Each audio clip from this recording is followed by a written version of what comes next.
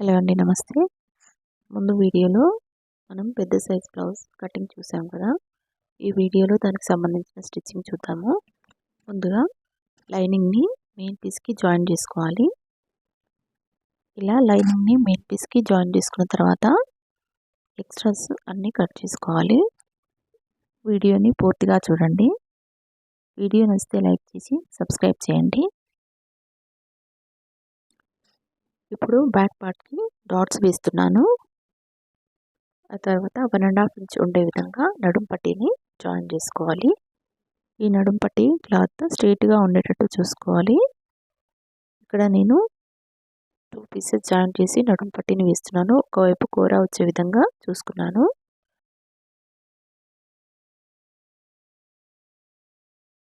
ఇలా నడుం పట్టీని జాయిన్ చేసిన తర్వాత లైనింగ్ని సైడ్ కనుకుంటూ ఒక టాప్ స్టిచ్ వేసుకోవాలి. నెక్ రౌండ్, హ్యాండ్ రౌండ్ కరెక్ట్గా వచ్చిందా లేదా చెక్ చేసుకోవాలి. ఎక్స్ట్రాస్ ఏమైనా ఉంటే కట్ చేసుకొని పక్కన పెట్టుకోవాలి. ఇప్పుడు ఫ్రంట్ పార్ట్ లైనింగ్ని మెయిన్ పీస్కి జాయిన్ చేస్తున్నాను. ఈ విధంగా ఫ్రంట్ పార్ట్ 2 పార్ట్స్ కూడా లైనింగ్ని మెయిన్ పీస్కి జాయిన్ చేసుకోవాలి. కొత్తగా నేర్చుకునే వాళ్ళు బ్లౌజ్ కటింగ్ అండ్ స్టిచ్చింగ్ గురించి భయపడకుండా చిన్న చిన్న పార్ట్స్గా నేర్చుకోండి. రోజు ఎంతో కొంత ప్రాక్టీస్ చేసినట్లయితే కటింగ్ స్టిచ్చింగ్ వస్తుంది. ఇలా లైనింగ్ని మెయిన్ పీస్కి జాయిన్ చేసిన తర్వాత ఎక్స్ట్రాస్ అన్ని కట్ చేసుకొని డాట్స్ గురించి మార్కింగ్ చేస్తున్నాను. హుక్స్ పట్టీ నుంచి డాట్స్ గురించి 2.5 ఇంచెస్ డిస్టెన్స్లో మెయిన్ డాట్ గురించి మార్కింగ్ చేశాను. ఇప్పుడు హుక్స్ పట్టీ వైపు డాట్కి మార్కింగ్ చేస్తున్నాను. హుక్స్ పట్టీలో పైనుంచి ఒక 1/2 ఇంచ్ వదిలేసి సగానికి ఫోల్డ్ చేసి డాట్ గురించి మార్కింగ్ చేసుకోవాలి. ఇలా ఒకవైపు మార్కింగ్ వేసుకున్న తర్వాత రెండో పార్ట్ని దానిపై నుంచి కొద్దిగా అదిమినట్లయితే రెండో వైపు కూడా మార్కింగ్ పడుతుంది. ఈ విధంగా 2 పార్ట్స్కి మార్కింగ్ పెట్టుకొని డాట్స్ వేసుకోవాలి.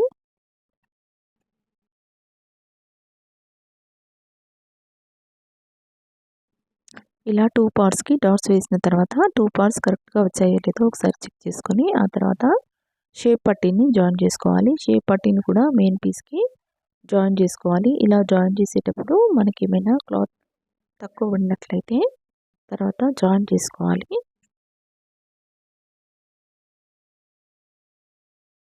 ఇలా షేప్ బెల్ట్ని మెయిన్ పీస్కి జాయిన్ చేసుకున్న తర్వాత ఎక్స్ట్రాస్ అన్నీ కట్ చేసుకోవాలి.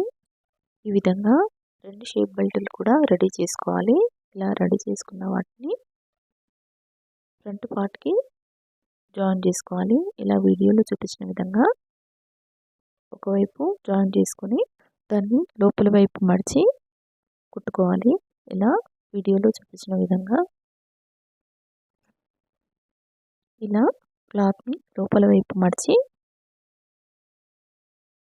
స్టిచ్ వేసుకోవాలి.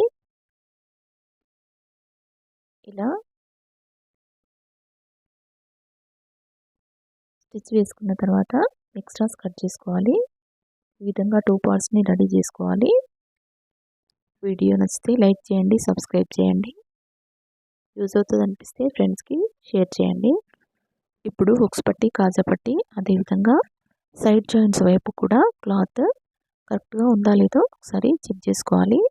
ఇలా మనకి క్లాత్ కరెక్ట్గా ఉంటేనే స్టిచ్చెస్ వేసినప్పుడు ఎక్స్ట్రాస్ రాకుండా ఉంటుంది. ఇప్పుడు ఫ్రంట్ పార్ట్ వైపు హుక్స్ పట్టీ, కాజా పట్టీని స్టిచ్ చేసుకోవాలి. ఇప్పుడు నేను హుక్స్ పట్టీని స్టిచ్ చేస్తున్నాను. హుక్స్ పట్టీని ఇలా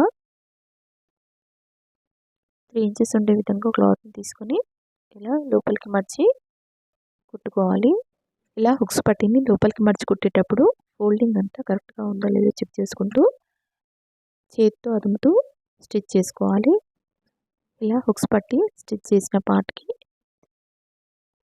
గల్లాకి రౌండ్ తిరిగే దగ్గర ఇలా లోపలికి 1/2 ఇంచ్ వరకు కట్ చేసుకోవాలి. ఆ కట్ చేసుకున్న పార్ట్కి మళ్ళీ టాప్ స్టిచ్ వేసుకోవాలి.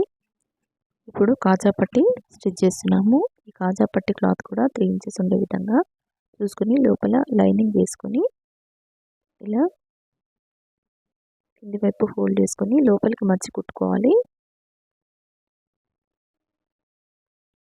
ఇలా వీడియోలో చూపించిన విధంగా టాప్ స్టిచ్ వేసుకొని లోపలికి మర్చి కుట్టుకోవాలి. ఇలా ఫ్రంట్ పార్ట్ని రెడీ చేసుకున్న తర్వాత షోల్డర్స్ జాయిన్ చేసుకోవాలి. ఇలా 2 షోల్డర్స్ జాయిన్ చేసుకున్న తర్వాత గల్లా వైపు కొద్దిగా క్రాస్గా కుట్టు వేసుకోవాలి. ఇలా క్రాస్గా కుట్టుకోవడం వల్ల షోల్డర్స్ జారకుండా ఉంటాయి.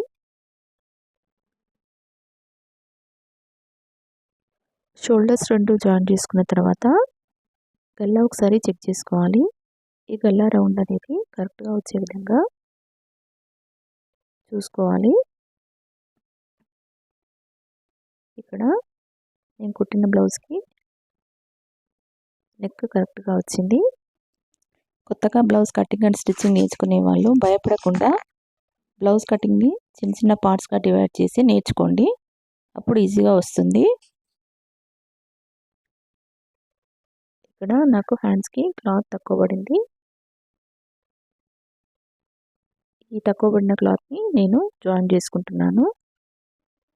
ఇలా జాయిన్ చేసుకున్న తర్వాత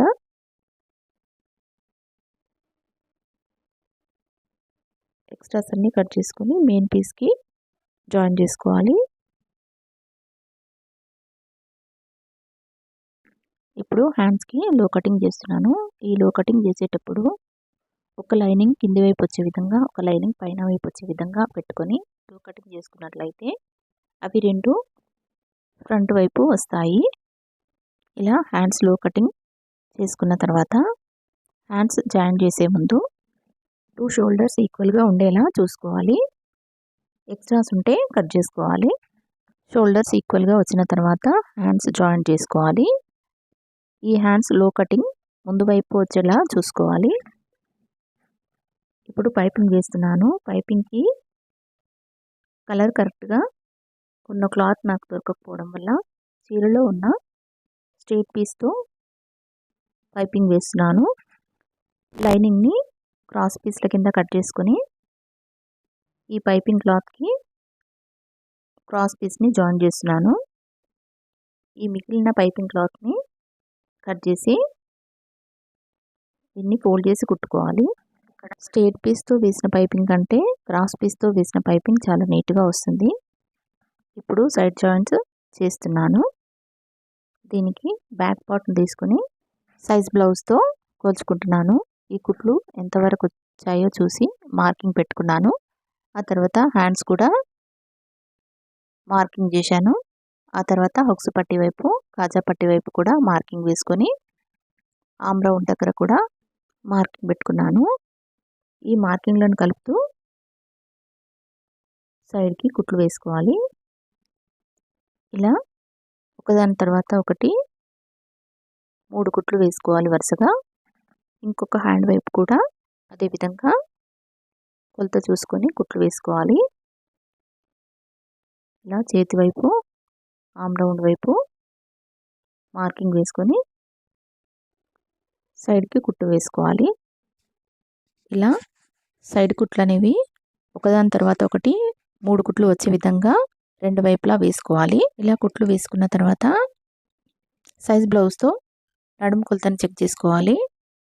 వీడియో ఏమాత్రం మీకు యూస్ఫుల్ అయినా ప్లీజ్ లైక్ చేయండి, సబ్స్క్రైబ్ చేయండి.